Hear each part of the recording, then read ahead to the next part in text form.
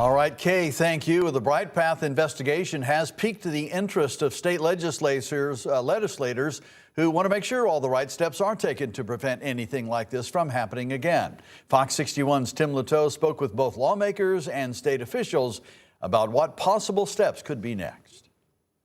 As the Office of Early Childhood continues to investigate the situation in Avon, Senate Republicans question whether more can be done at this point to protect children in daycare. Connecticut has a very strong licensing and regulatory system in place. In fact, it's one of the strongest in the nation.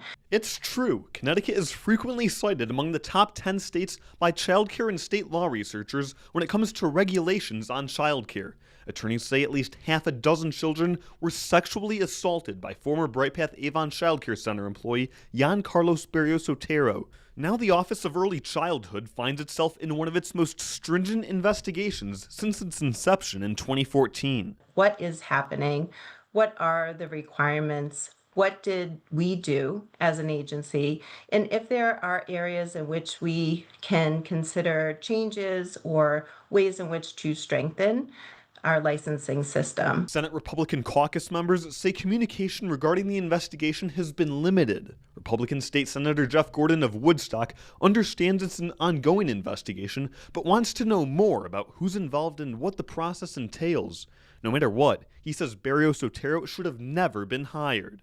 We've been hearing that there might be potentially lapses on the part of the company, or maybe not a thoroughness looking into an employee's background. Investigators say Berrios Otero had no previous criminal history. Attorneys say he worked at the BrightPath Avon location since 2020.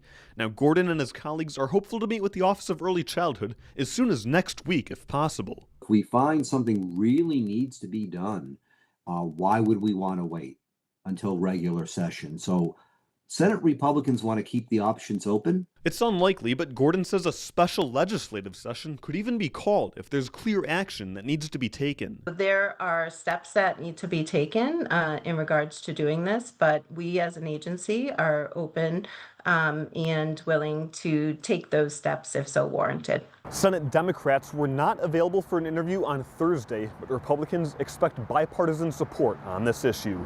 In Hartford, Tim Latow, Fox 61.